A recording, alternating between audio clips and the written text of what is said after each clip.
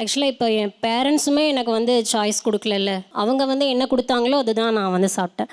இப்போது எனக்கு வந்து இது வந்து பிடிச்சிருக்கு. நான் ஒரு உயிரை கொல்ல வேண்டாம் அப்படின்றது எனக்கு பிடிச்சிருக்கு. அது நல்ல விஷயமா எனக்கு படுது. அது யாருமே தப்புன்னு சொல்ல முடியாது. ஒரு 5 அறிவு ஜீவன், 4 அறிவு ஜீவன் இதெல்லாம் சாப்பிடும்போது நம்மளுக்கு வாய் பேச தெரியுது. ஐயோ என்னை விட்டுருங்கன்னு கத்த தெரியுது. அவங்களுக்கு அது தெரியல. அது மட்டும்தான் கழுத்தை அறுக்கும்போது அந்த பெயின் வந்து நான் போய் ஒரு ஒரு டைமும் நானாக தான் வெளியில் போய் வாங்கிட்டு வருவேன் கடையில் போயிட்டு. அப்போ அந்த கோழி அந்த இடத்துல இருக்கும். நான் இப்போ 1 kg கொடுங்கும் போது அது செத்து போயிடுது என்னால். அப்படின்றது பெயின் என்னால் தாங்க முடியல. ஸோ அதனால என் குழந்தைக்கு எதுவுமே தெரியாது. நான் ஒரு 2 times தான் சொன்னேன். இந்த மாதிரி கழுத்தை அறுத்தா உனக்கு ஓகேவாடா தங்கம். இப்படி நான் ஒரு 2 days தான் அவன்கிட்ட நான் சொன்னேன். அவனை நான் ரொம்ப கம்பல் பண்ணல, புஷ் பண்ணல, எதுவுமே பண்ணலை. இப்போ யாராவது கேக் வந்து சாப்பிட்டாலும் எக்லெஸ்ஸாக சாப்பிட்லாம் அப்படின்னா அவன் வந்து எக்கோடு கொடுத்துட்டாங்கனாலும் இல்லை வேண்டாம் அப்படின்னு சொல்லி இப்படி வாயை க்ளோஸ் பண்ணிக்குவான் அவனே.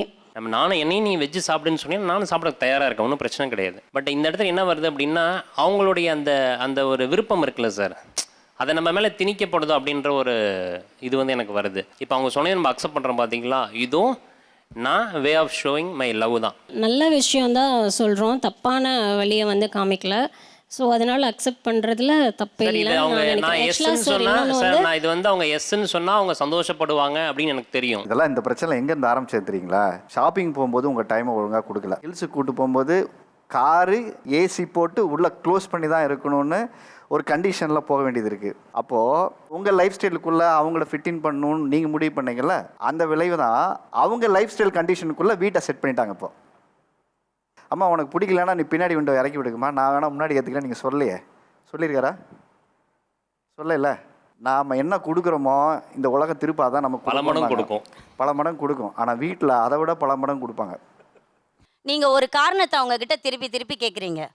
மேடம் நீங்கள் எடுத்தீங்க முடிவு சரி, அது நீங்கள் நான்வெஜ் சாப்பிட்றீங்களா, வெஜிடேரியன் சாப்பிட்றீங்களா, என்ன சாப்பிட்றீங்களோ அது உங்கள் முடிவு சரி. ஆனால் உங்கள் முடிவை நீங்கள் அவங்க மேலே திணிக்கிறீங்கன்றீங்களா?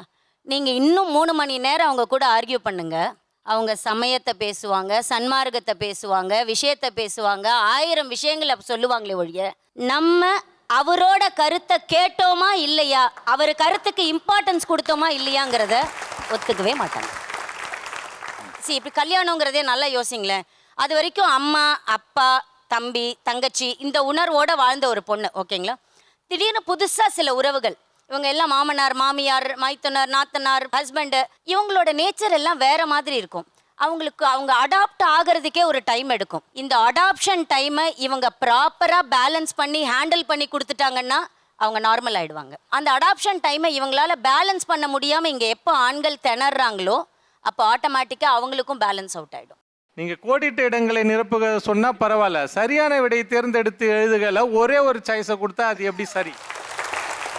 சரி சாப்பிட்லாம் சாப்பிடக்கூடாது இப்படின்ற ஒரு அவங்க பர்சனல்குள்ளே நம்ம போக விரும்பல. ஆனால் நீங்கள் கோடிட்ட இடங்களை நிரப்புக நீங்கள் கொடுக்கல, சரியான விடை தேர்ந்த ஒரே ஆன்சர் தான். இப்போ வடகொரியாவில் கிம் ஜாங் உன் வந்து எலெக்ஷன் நடத்துறாரு, நீங்கள் வந்து ஓட்டு போடணும், போலிங் லிஸ்ட்டில் அவர் ஒருத்தர் பேர் தான் இருக்கு. இந்த மாதிரி இருக்குது நீங்கள் சொல்கிறது. அப்போது உங்களுக்குன்னு ஒரு ஆசாபாசம் இருக்குல்ல, அப்போது எல்லாமே வந்து இந்த திருமணத்தில் தான் வந்து முடியுதா? அப்போ எதுக்கு திருமணம் பண்ணணும்?